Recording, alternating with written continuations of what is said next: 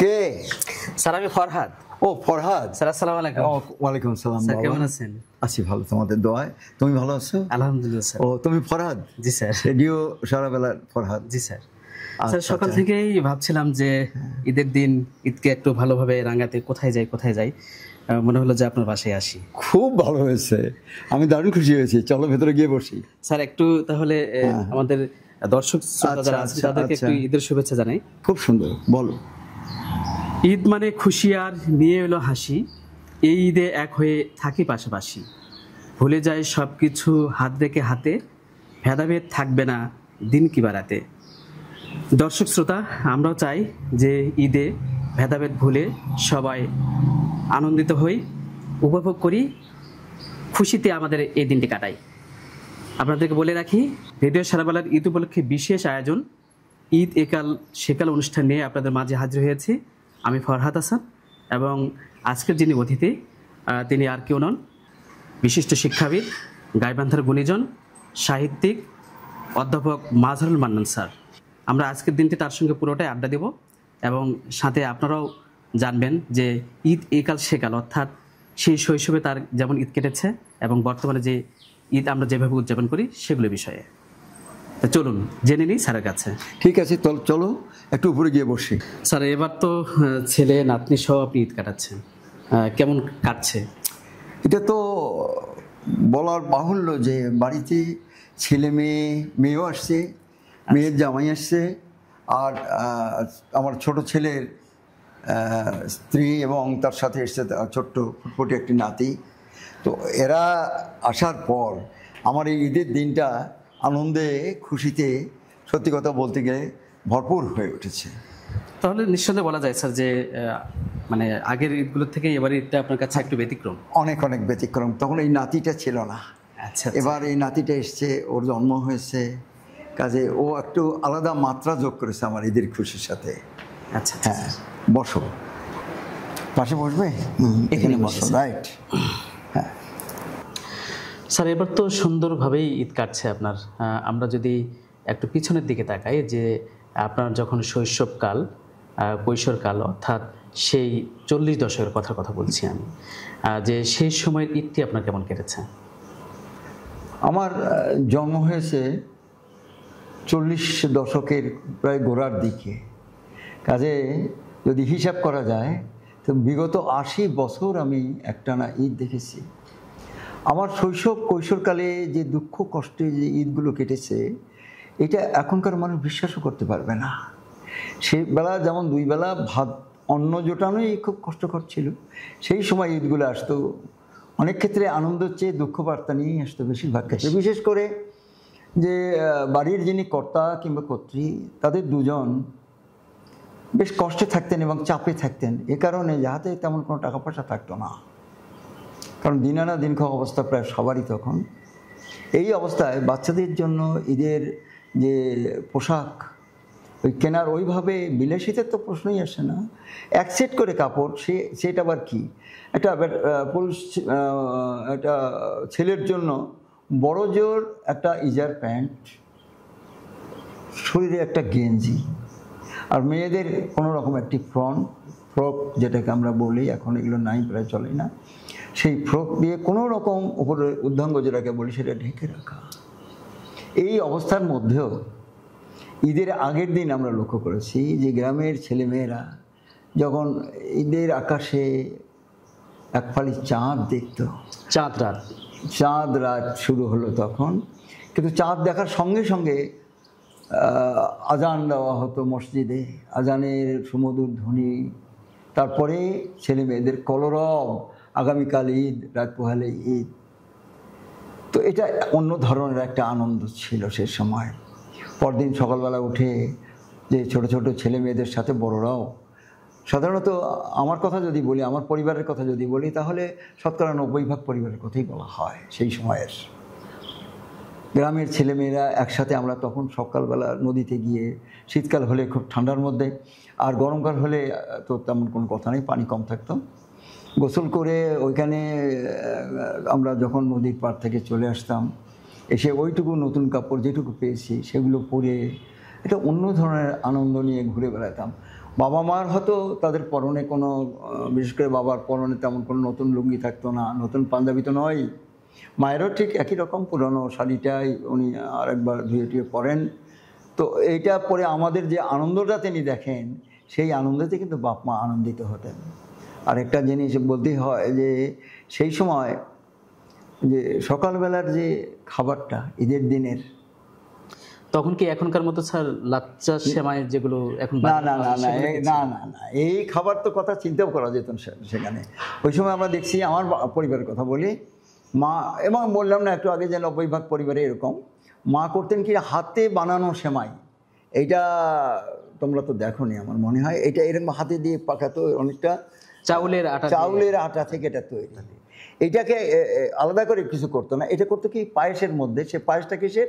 এই আউশের চাল, লাল লাল চাল আর আখের গুড়, অনেকটা লাল হয়ে যেত পায়েস। ওই পায়েস আর সেমাই তার মধ্যে ঢেলে দেওয়াতে সেমাই আর পায়েস একসাথে হয়ে যেত। আর তার সঙ্গে থাকতো কি চাউল চিরা, আমাদের এদিকে বলে আধা কোটা, আচ্ছা, অর্ধেকটা কোটা। হ্যাঁ, তো সেই আধা কোটা চাউল চিরা, সেটার সঙ্গে এই পায়েস মিশিয়ে যে খাবারটা তৈরি হতো, সেটা আমাদের কাছে ছিল একটু অমৃতময়।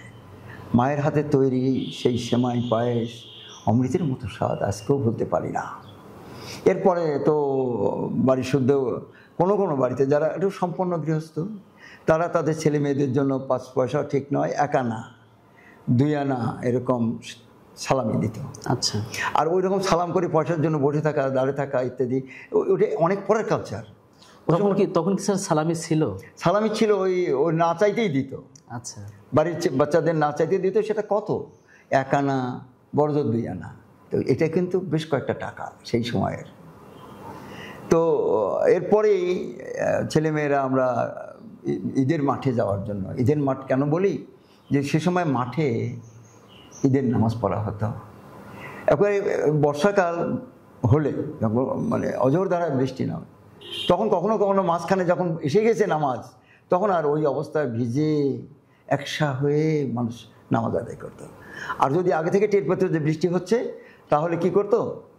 সবাই মিলে মসজিদে যেত। আর মাঠের নামাজ কেন বললাম, যে সে সময় ঈদের দিনে নামাজ সাধারণত পড়া হতো মাঠে। বসার কোনো আলাদা ব্যবস্থা ছিল না। ছিল কি, যে ওই জুম্মার ঘরের মসজিদের যে চটের যে বিছানো, লম্বা চট বিছানো, যে বসার, নামাজে বসার যে প্রত্যেকটা কাতারে একটা করে লম্বা করে, ওই রকম করে ওই মসজিদ থেকে ওই চটের এগুলো নিয়ে এসে লম্বা করে পেতে দেওয়া হতো, এক সারি এক সারি এক সারি করে। একটা কাজ ছিল যে মাঠ তো আর এত ঘন ঘন ছিল না সে সময়, কিন্তু একটা মাঠে কয়েক গ্রামের মানুষ, মানুষ কম হতো না, মানুষ কিন্তু অনেক হতো। এই অবস্থায় নামাজ পড়তে যারা আসতেন, তাদের অনেকের মাথায় কিন্তু টুপি থাকতো না। এটা মজার ব্যাপার, এখন যেমন পথে ঘাটে সর্বত্র টুপি পাওয়া যায় কিনতে, তখন কিন্তু রেডিমেড টুপি পাওয়া যেত না। যাদের একটু পয়সাওয়ালা লোক যারা, তারা টুপি দর্জির দোকান থেকে বানিয়ে নিত, এবং এই সাধ্যটা যাদের ছিল না, তারা কি করতো, তারা ওই গামছা অথবা চিরায় কাপড় টাপড় মাথায় দিয়ে টুপি হিসেবে ব্যবহার করতো। শিখে বুঝছো? আমরা তো জানছিলাম যে আপনার শৈশবের ঈদ সম্পর্কে, আমরা ঈদ নিয়ে আরও কথা বলবো, কিন্তু এখন আমার চোখে পড়ছে যে আপনার যে লাইব্রেরি আছে, আমার খুব আগ্রহ হচ্ছে যে সেই জিনিসগুলো একটু দেখার। ঠিক আছে, চলো দেখি। আচ্ছা, স্যার অনেক ভালো লাগলো আর কি। আমরা ধন্যবাদ তোমাকে। আবার একটু পিছনে ফিরে যেতে চাই। আমি ওই ইমাম সাহেবের কথা বলছিলাম ঈদের মাঠে। হ্যাঁ, ইমাম সাহেবের কথা বলছি। ইমাম সাহেব আসতেন বাইরে থেকে, কোথায় থেকে আসতেন আমি বলতে পারি না। তো উনি বাড়ি থেকে আসতেন, তার পরনে চোগা চাপকান, দীর্ঘাঙ্গ একটা মানুষ, লম্বা চড়া, ফর্সা, আবক্ষ দাড়ি। উনি যখন মেম্বরে দাঁড়িয়ে খুতবা পাঠ করতেন, আমি একবার আকাশের দিকে তাকাতাম, একবার তার দিকে তাকাতাম। আমার মনে হতো যে কোনো স্বর্গীয় দূত যেন সেখানে এসে দাঁড়িয়েছেন। তিনি অনর্গল আরবিতে খুতবা পাঠ করতেন দীর্ঘক্ষণ ধরে। বর্ষাকাল হলে বৃষ্টির মধ্যেও চলতো সেই পড়া, তার মাথার একটা ছাতা ধরে রাখতো কেউ একজন। তো ওই সময়ে আমি একটা জিনিস দেখেছি, যে লোকজন কতটুকু বোঝে জানি না, কিন্তু মুগ্ধ হয়ে তার খুতবা শোনে। আমার এটা ধারণা যে কেউই মনে হয় ওরা এক বয়মও বুঝতো না, কিন্তু আবেগ এবং শোনার যে আগ্রহ, সেটা কিন্তু কোনো কমতি ছিল না। স্যার, আপনার শৈশবের ঈদ সম্পর্কে আমরা জানছিলাম। আমরা যদি একটু শিক্ষা জীবন এবং শিক্ষকতা জীবন, এই দুইটা সময়ের ঈদ সম্পর্কে যদি একটু জানি। আমি তো ছোটোবেলা লেখাপড়া করার মতো আমার সামর্থ্য ছিল না, মানে আমার পরিবারের কোনো সামর্থ্য ছিল না। তার মধ্যে অতি কষ্টে, অবিশ্বাস্য কষ্টে কিন্তু জীবনের জন্য যুদ্ধ করতে করতে আমি এক পর্যায়ে গিয়ে পৌঁছাই। আমি শেষ পর্যন্ত নানা পথ ঘুরে আমি একসময় মাস্টার্স পাশ করি। এরপরেই শুরু হয় আমার চাকরি জীবন। সে সময় এমএ পাশ লোকজন খুব কম ছিল, বিশেষ করে নতুন যে কলেজগুলি হচ্ছিল সে সময় 1966 সালের কথা বলছি আমি। আমার অনেক আগের কথা বলি যে যখন আমি ক্লাস 4-এ পড়ি তখন আমার ইচ্ছে ছিল, স্বাদ ছিল যে এই দরিদ্র পরিবার আমার, এটাকে দুবেলা খাওয়ার মতো ব্যবস্থা করতে হলে আমার কিছু একটা করতে হবে। ক্লাস 4-এ পড়ার সময় আমি স্বপ্ন দেখতাম যে কোনো মতে যদি একটা সরকারি অফিসের একটা পিয়ন হওয়া যায়, কিন্তু সেটা আমার হওয়া হয় নাই। আমি অনেকের পিছনে ওই সময় ধর্ণা দিয়েছি, ঘুরেছি, কিন্তু আমার পিয়ন হওয়া হয়নি। আমি জানি না পরম করুণাময় আমার ভাগ্যে কী লিখেছিলেন সেদিন, সেটা মঞ্জুর করে নাই সম্ভবত এই কারণে যে আমি অত ছোট পরিসরে থাকবো না। এরপর আমি কলেজে চাকরি পেলাম। চাকরি পাওয়ার পর থেকে তো আস্তে আস্তে আস্তে আস্তে আমার অবস্থার উন্নতি হতে লাগলো। আমরা 2 বেলা কেন, তখন বেশ ভালোই আমাদের সংসার চলতেছিল। আমরা শুনছিলাম আপনার যে শিক্ষা জীবনে যেমন কেটেছে। আমরা একটু অন্য একটা প্রসঙ্গে আসতে চাই যে ঈদ তো উদযাপন একটা আনন্দের সঙ্গে মানুষ করতো, সে সময় করতো, এখনকার সময় করে। কিন্তু ঈদের যে দাওয়াত এখন যেটি করা হয়, মেসেঞ্জারে বন্ধুকে লিখে দেয় যে আমার বাসায় আসিস, কিংবা একটা ফোন করে দেয়। কিন্তু আগেকার সময়ে আমরা দেখেছি যে চিঠি দিয়ে কিংবা ঈদ কার্ড দিয়ে এটি দেওয়া হতো। আমি এটা 70 দশক 80 দশকের কথা বলছি, কিংবা 90 দশকের কথা বলছি। তো 40 দশক 50 দশকের দিকে কি হতো? হ্যাঁ, কথাটা ঠিক একেবারেই যদি উল্টে দেওয়া যায় তো অবস্থা এরকম ছিল। ওইরকম কোনো তো বিধি ব্যবস্থা ছিল না, কোনো মিডিয়া ছিল না, তখন পর্যন্ত ইলেকট্রিসিটির কোথাও ছিল না, রেডিও টিভির তো প্রশ্নই, মোবাইল কথা তো তখন কেউ হয়তো স্বপ্নেও দেখে নাই। কাজে যদি কাউকে খাওয়াতে হতো, কেউ যদি একটু, সবাই তো পারতো না, কিছু ধনাঢ্য পরিবার ছিল, তারা গ্রামের কিছু কিছু লোকজনকে, সবাইকে হতো না, কিছু কিছু লোকজন বাড়ি বাড়ি গিয়ে দাওয়াত করে আসতো। সেখানে চিঠি দেওয়া, কার্ড দেওয়া, মেসেঞ্জারে মেসেজ দেওয়া ইত্যাদি না, এগুলো তো সে সময় ছিল না। যাই হোক, তারপরেও মানুষজন আসতো, এবং কি দাওয়াত না দিলেও বাড়ি বাড়ি সবাই এক পাক করে ঘুরে ঘুরে বেড়াতো। এবার বিশেষ করে বাচ্চা ছেলে মেয়েরা, বাড়ির বৌঝিরা, তাদের তো বেরোবার কোনো বিনোদনের কোনো ব্যবস্থা ছিল না। তারপরে ওই ঈদের একটা দিন সেজে গুজে বাচ্চা কাচ্চা খাওয়ানোর পরে, বাড়ির কর্তাদের খাওয়ানোর পরে হয়তো পাড়া একটু এ বাড়ি সে বাড়ি তারা মহিলা মহলে ঘুরে ফিরে বেড়াতো। ওইটুকুই ছিল তাদের জন্য ঈদের বিনোদন। তো খাওয়া দাওয়ার যেটা কথা বলছো, যে সেই খাওয়া দাওয়াতে আজকালকার যে অবস্থা, এটা তো চিন্তার অতীত। সেটা কি শুধু মানে আশেপাশের বাড়ির এর মধ্যেই সীমাবদ্ধ থাকতো না? আত্মীয় স্বজন, যেমন মেয়ে জামাই তার পরিবার, তারপরে ছেলের শ্বশুরবাড়ি তাদের পরিবার, এগুলো মানে সামর্থ্য না থাকলেও, সামর্থ্য থাকলেও কিংবা না থাকলেও ওটা কোনো ব্যাপার ছিল না, কষ্ট করে হলেও আয়োজন করা লাগতো। এই দুটো বাড়িতে বিশেষ করে, যে ছেলের শ্বশুরবাড়িতে এবং মেয়ের শ্বশুরবাড়িতে, তাদেরকে দাওয়াত দিয়ে আসতেই হতো, এবং কষ্ট করে হলে তাদের জন্য একটু ভালো উন্নত মানের খাবার ব্যবস্থা করা লাগতো, এবং তাই করতো সবাই। খুব কঠিন দারিদ্র্যের মধ্যে থেকেও কিন্তু সে সময়ের মানুষ এই আন্তরিকতাটা ভুলতো না। আপনি বিনোদনের কথা বলছিলেন, কিন্তু আমরা যদি এই সময়ে গাইবান্ধার প্রেক্ষাপটে চিন্তা করি, যে ঈদের দিন, ঈদের পরের দিন, কিংবা ঈদের যে সময়টা, সেই সময় আমরা দেখি যে তারা এসকেস ইন, তারপরে হচ্ছে বালাসীঘাট, আরও যেগুলো মানে একটা বড় ব্রিজ আছে, সেখানেও যায়। আপনাদের সময় মানে কোন জায়গাগুলোকে বিনোদনের মাধ্যম হিসেবে বেছে নেওয়া হতো? খুব সুন্দর একটা কথা বলেছ। সে সময় স্যার এই প্রশ্নটা আমরা শুনবো। আচ্ছা, কিন্তু আমরা দেখলাম যে আপনার বাসার সামনের পরিবেশটা অনেক সুন্দর। আমরা একটু যদি নিচে গিয়ে কথা বলি। অনেক সুন্দর হয়তো নয়, কিন্তু বসা যেতে পারে, চলো।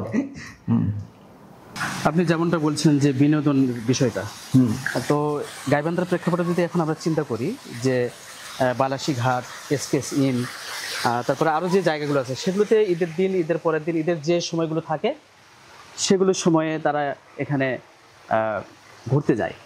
আপনাদের সময় মানে বিনোদনের মাধ্যম হিসেবে কী ব্যবহার করা? এখনকার যে বিনোদন ক্ষেত্রগুলি আছে, এটা তো চিন্তাও করা যায় না সে সময়ের।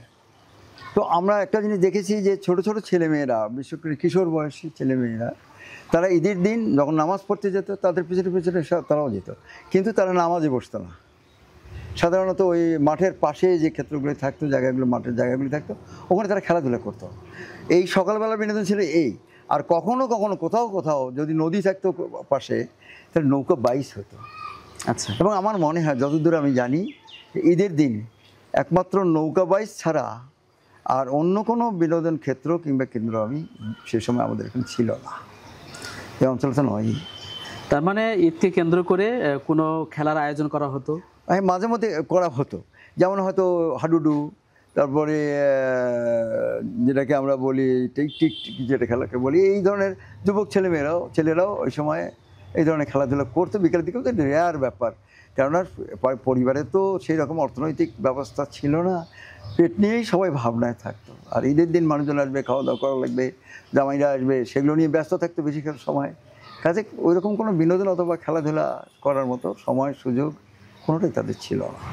তাহলে তো ওই সময়ে দেখা যেত যে এখন যে ঘোরাঘুরি করতে গিয়ে বিভিন্ন অ্যাক্সিডেন্ট আমরা মানে ঈদের দিন চোখে পড়ে, অনেকের আনন্দ নষ্ট হয়ে যায়, অনেকের শোকের, ঈদের দিনটি শোকে পরিণত হয়ে যায়। এই কথাটা আমিও বহুবার চিন্তা করি কেন, যে ঈদের একটা আনন্দের সময়, এই আনন্দের সময়টা যেমন আনন্দের তেমনি কতগুলো বিষাদের ঘটনাও ঘটে।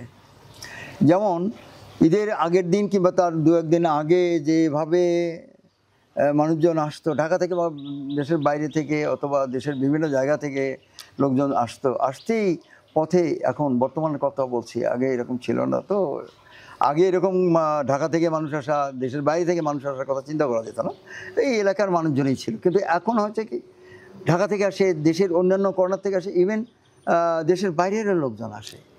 তো আমাদের রাস্তাঘাট, বিশেষ করে সড়কগুলো, প্রধান সড়কগুলো হারে দুর্ঘটনা ঘটে। এত আনন্দ নিয়ে আসে মানুষ বাইরে থেকে, পরিবার পরিজনের সঙ্গে মিশবে, বহুদিন পর বাপ মায়ের সঙ্গে দেখা হবে, বুড়ো বাপ মায়ের সাথে ছেলেমেয়েরা সবাই একত্রিত হবে, একটা অন্য ধরনের আনন্দ হবে। এটা নিয়ে আসতে গিয়ে অনেকেই মারাত্মক সড়ক দুর্ঘটনায় পতিত হয়ে যায়।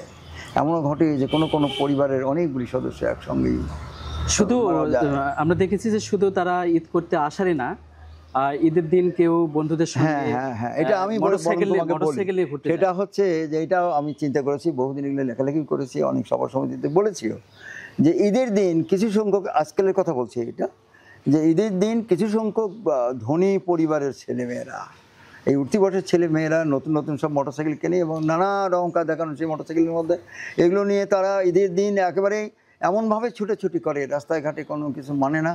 এই অবস্থায় অন্যদেরও অনেকটা দুর্ঘটনার শিকারে পরিণত করে, আর নিজেরাও তো অন্তত অনেকের জীবনে হারায়। এমন আনন্দের দিনে একটা পরিবারে এই ঘটনা যখন ঘটে, তখন কি আর আনন্দ থাকে? বিষদে আচ্ছন্ন হয়ে পড়ে পরিবার। তো এইরকম ঘটনা তো প্রতিনিয়তই ঘটছে। আর একটা জিনিস বলি, সেটা হলো যে যখন বাইরে থেকে লোকজন আসে, বিশেষ করে গার্মেন্টসের মহিলারা, তারা এই দীর্ঘদিন ওখানে দিবারাত্র পরিশ্রম করে এই বাড়ির বাচ্চা কাচ্চা সংসারের জন্য, মুড়ো বাপ মায়ের জন্য। তারা টাকা পয়সা নিয়ে জিনিসপত্র কিনে, উপহার সামগ্রী কিনে আসে, যখন পরিবারে একটা আনন্দের জোয়ার বয়ে যায়। তো সেটা কতক্ষণ? একদিন, 2 দিন, 3 দিন, 4 দিন। ঈদ যেদিন শেষ হয়ে যায় তার পরের দিন থেকে শুরু হয় তাদের আবার চলে যাওয়া। এই যে চলে যাওয়া, এই বাচ্চা কাচ্চারা অনেক দিন পর বাপ মাকে দেখেছে, অনেক দিন পর তাদের আদর পেয়েছে, হঠাৎ করে যখন দেখে আবারও তারা চলে যাচ্ছে, সেই দৃশ্য হয় বড় করুণ। আমি এরকম দৃশ্য বিশেষ করে বাস স্ট্যান্ডগুলোতে দেখেছি। এই অঞ্চলের মানুষ তো বাসেই যাতায়াত করে। যখন তারা বিদায় নেয়, এই বাচ্চাগুলো হাত ধরে থাকে, জানলা দিয়ে মা হাত ধরে থাকে, এক হাত দিয়ে চোখ ধরে থাকে, আর এক হাত দিয়ে বাচ্চাদের হাত ধরে থাকে। সে যে কী করুণ দৃশ্য, না দেখলে বুঝিয়ে বলা যাবে না। আমরা একটু আপনার কাছে জানতে চাচ্ছিলাম যে অ্যাক্সিডেন্টের বিষয়ে যেটি বলা হলো যে আগের সময় ঘটতো না, কিন্তু এখনকার সময় সেগুলো ঘটে। আপনি নতুন প্রজন্মের যে ঈদ উদযাপনের যে বিষয়টি বা বেপরোয়াভাবে গাড়ি চালানোর যে বিষয়টি, তাদের উদ্দেশ্যে কি বলবেন আপনি? আমি ওদের চেয়ে ওদের অভিভাবকদের উদ্দেশ্যেই বলি যে তারা তো বুঝমান মানুষ, তাদেরও উচিত নয় ছেলে মেয়েদের বেপরোয়া এইভাবে চলাফেরা করতে দেওয়া। ঈদের দিনটা অন্তত শান্তভাবে চলাফেরা করা, গুরুজনের কথা শোনা, গুরুজনের শ্রদ্ধা করা, এগুলি করা দরকার। তা না করে যখন ওগুলো করে, তখন তো ভীষণ একটা বাজে পরিণতি ডেকে নিয়ে আসে। তো এগুলোর ব্যাপারে আমি ওই ছেলে মেয়েদেরও বলবো, তাদের পিতামাতাকেও বলবো যে আপনারা সবাই মিলে এই বিষয়টা একটা গুরুত্ব দিয়ে ভাবেন। আনন্দে বিষাদে পরিণত হতে দেওয়া ঠিক নয়। ঈদ নিয়ে তো আমরা অনেক কিছুই আপনার কাছে জানলাম, অনেক কিছু আরও জানার ইচ্ছে করছে। আমি যেমন জানছি, আমাদের যারা দর্শক শ্রোতা আছে তারাও কিন্তু আপনার এই বিষয়গুলো, আমাদের যে ঈদের যে কথাগুলো সেগুলো কিন্তু তারাও জানছে, নিশ্চয়ই তাদেরও ভালো লাগছে। আমি এ পর্যায়ে একটু জানতে চাই যে আপনার যে শৈশবের যে ঈদ, আবার বিভিন্ন সময় যে ঈদ উদযাপন করে আসছেন এবং বর্তমান সময়, এই দুটোকে আপনি কিভাবে মূল্যায়ন করবেন? হ্যাঁ, সুন্দর একটা কথা বলেছ। আমি এই দুই কালের মধ্যে বিশাল একটা ব্যবধান দেখি। শৈশব কৈশোরে আমার সময়ের যেটুকু আনন্দ ছিল না এমন তো নয়, ঈদ মানেই তো আনন্দ। বিশেষ করে এই অঞ্চলের মুসলমান যারা, তাদের জন্য তো ঈদই একমাত্র উৎসব। একটা ঈদুল ফিতর যেটাকে আমরা ফিতরার ঈদ বলি, আর একটা হচ্ছে ঈদুল আজহা যেটাকে আমরা কোরবানির ঈদ বলি। এই দুটো ঈদেই মূলত আমাদের বাঙালি মুসলমানদের একটা উৎসব। হ্যাঁ, যে কথা বলছিলাম যে সেই সময়ের ঈদ আর এই সময়ের ঈদের মধ্যে যে পার্থক্যটা এবং অনুভূতিটা কেমন, সে সময় আনন্দ ছিল, বললাম একটু আগে, সে আনন্দ ছিল খুব সীমিত পরিসরে এবং সবার জন্য ছিল না। কিন্তু এখন যেটাকে আমরা আনন্দ বলি সেটা হয়তো মাস স্কেলের প্রায় সবার মধ্যেই আছে, কিন্তু তারপরে বেসিক একটা ডিফারেন্স আছে। সেটা হলো যে ওই সীমিত পরিবেশ এবং পরিবেশের মধ্যে, সামর্থ্যের মধ্যে যে আন্তরিকতাটুকু ছিল, এখন কিন্তু প্রত্যেকটাই মনে হয় মেকি এবং কৃত্রিম, যার ফলে ওই আনন্দের সঙ্গে এই আনন্দের তুলনা করা যায় না। তারপরেও আমি বলি যে ঈদ যেন ঈদের মতোই হয়, আনন্দময়। ছেলে মেয়েদের গার্জিয়ানরা সামনে রাখুন। দর্শকদের সাথে সাথে আমারও সেই পার্থক্যটা জানা হয়ে গেল যে তখনকার ঈদ এখনকার ঈদ। আমরা যে দর্শকদের বলতে চাই, আজকে আমাদের মাঝে অতিথি ছিলেন অধ্যাপক মাজহারুল মান্নান। তিনি একাধারে একজন সাহিত্যিক এবং দীর্ঘদিন ধরে তিনি শিক্ষকতা করেছেন। গাইবান্ধার এখন যারা শিক্ষকতা করেন তারা অনেকেরই তার শিক্ষার্থী। আমি স্যারকে ধন্যবাদ জানাই রেডিও সারাবেলার এই অনুষ্ঠানে আসার জন্য। আমি স্যারকে এই পর্বে বলতে চাই যে আমাদের যারা দর্শক, যারা শ্রোতা, যারা শুনছেন, তাদের উদ্দেশ্যে আপনি কী বলবেন? আমার একটি বক্তব্য সর্বত্রই আমি যেটা বলি সেটা হচ্ছে যে বাচ্চাদের সুশিক্ষিত করুন। আমি একজন শিক্ষক, বরাবরই যে কথা বলে আসছি যে শিক্ষাই হচ্ছে একমাত্র পথ যেখানে মানুষের সকল উন্নতি সম্ভব। এই ঈদের দিনে আমি সকল অভিভাবক এবং যারা এই দেখছেন তাদের সবার উদ্দেশ্যে এই কথা বলে আবার আরেকবার সবাইকে জানাই ঈদের শুভেচ্ছা। ঈদ মোবারক। আপনাকেও ঈদ মোবারক জানাচ্ছি এবং রেডিও সারাবেলায় যে আপনি এই অনুষ্ঠানে সময় দিয়েছেন এজন্য আবারও শুভেচ্ছা এবং কৃতজ্ঞতা জানাচ্ছি। অনেক অনেক ধন্যবাদ তোমাকে এবং দর্শকদেরও যারা দেখছেন তাদেরও অনেক অনেক ধন্যবাদ এবং সেই সাথে ঈদ মোবারক। দর্শক শ্রোতা, আপনারা শুনছিলেন এবং দেখছিলেন রেডিও সারাবেলার ঈদ উপলক্ষে বিশেষ অনুষ্ঠান ঈদ একাল সেকাল। আর এই অনুষ্ঠানটি এতক্ষণ ধরে আপনারা দেখার জন্য বা শোনার জন্য অনেক ধন্যবাদ। আমি মনে করি যে অনুষ্ঠানটি আপনাকে পুরনো দিনে নিয়ে যাবে, পুরনো স্মৃতি মনে করে দেবে এবং যেটি বলছিলেন আজকের অতিথি, সেটি হচ্ছে যে আপনাদের ঈদটি বিষাদময় না হোক, ঈদটি আনন্দের মধ্যে উদযাপিত হোক এবং পরিবার পরিজনদের সাথে ঈদটি কাটুক, সুন্দরভাবে কাটুক, আগামী দিনগুলো আপনাদের সুন্দর হোক। রেডিও সারাবেলার সাথে থাকার জন্য আপনাদেরকে আবারও ধন্যবাদ। এতক্ষণ আপনাদের সাথে ছিলাম আমি ফরহাদ হাসান। শুভ বিদায়।